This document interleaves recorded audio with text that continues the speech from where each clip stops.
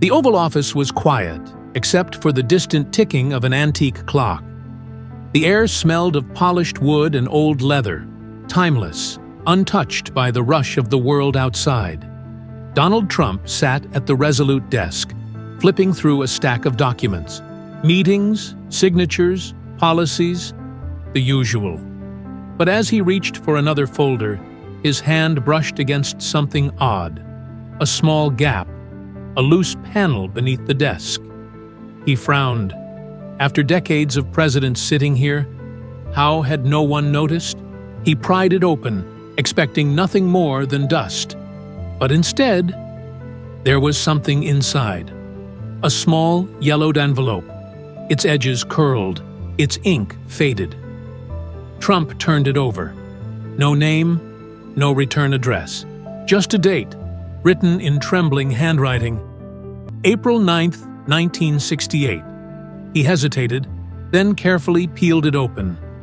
Inside was a single sheet of paper, the ink smudged in places, as if someone had been crying when they wrote it. His eyes scanned the first line. "Dear Mom, if you're reading this, it means I never made it home." Trump's breath caught in his throat. This wasn't just a letter. This was a goodbye. Trump's fingers tightened around the fragile paper. The ink had faded, but the words still carried weight, heavy, final, filled with things left unsaid. "I know this war has taken a toll on you, Mom. I see it in the letters you send me. But I need you to know. I wasn't afraid. Not really. I believed in what we were fighting for. I believed I would come home." The words trembled on the page, as if the soldier himself had hesitated before writing them. "If I don't want you to cry for me. I don't want you to be angry. Just promise me one thing. Don't let them forget us. Don't let them forget the boys who never got to grow old." Trump exhaled slowly, his gaze locked onto the date at the top. April 9th, 1968, the Vietnam War. Thousands of young men had gone off to fight. So many never returned.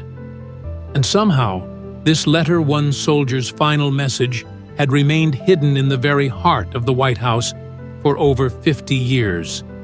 A lump formed in his throat as he stared at the signature at the bottom. Private First Class, James R. Callahan. He had no idea who that was, but he knew one thing. He had to find out. Trump set the letter down carefully, as if the weight of history itself rested in his hands. He pressed a button on his desk. "Get me someone from the National Archives."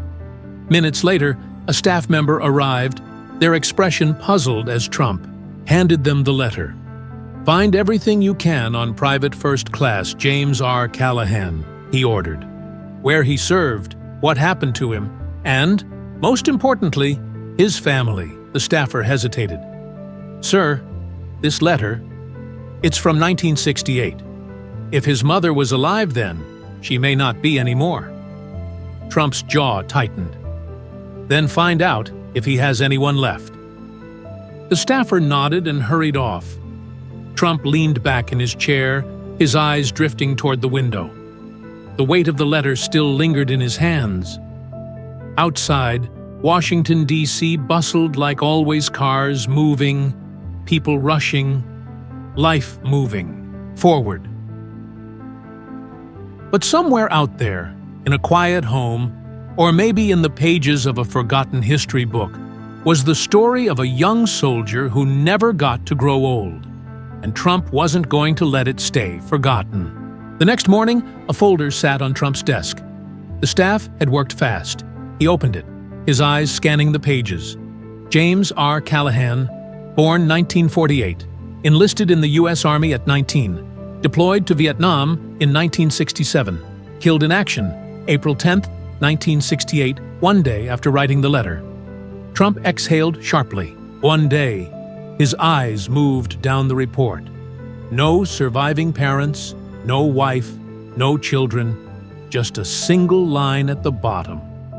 Name engraved on panel 48E of the Vietnam Veterans Memorial.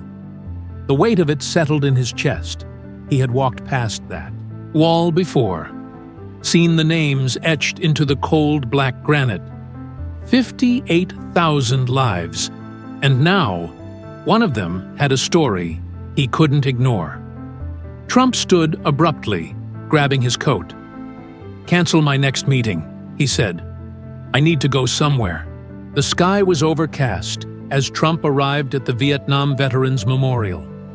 The air was crisp, filled with the distant hum of traffic, but here, where the names stretched endlessly across the black granite, there was only silence.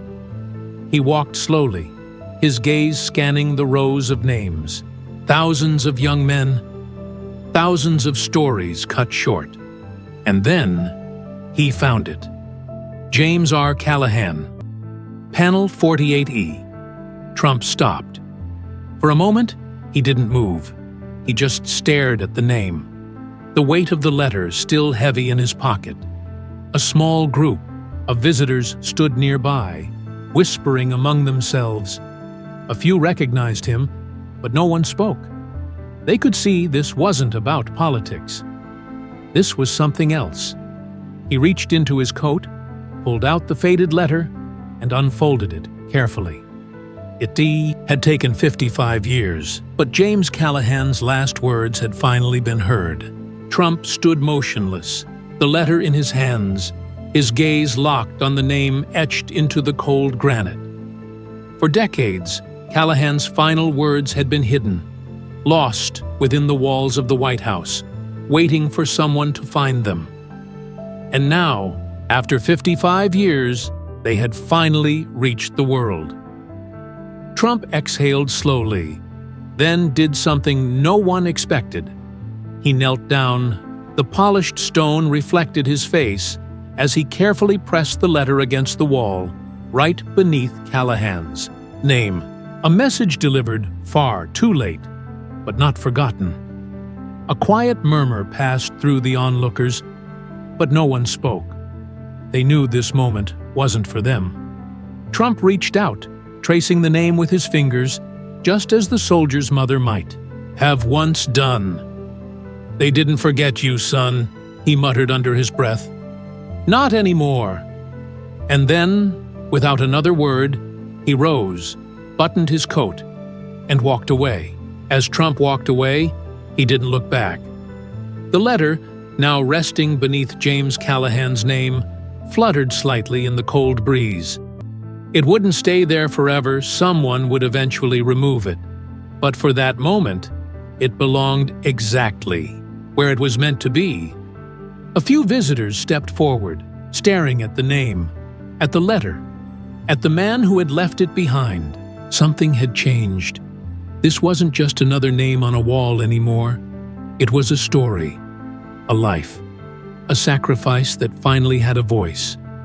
And maybe, just maybe, someone else would stop. Someone else would remember. Because sometimes, the past isn't lost. It's just waiting for someone to listen. And this brings us to the end of this story. If this touched your heart, take a moment to reflect and share this video with someone who might need it today. Don't forget to like, subscribe, and turn on the notification bell for more inspiring stories. See you next time.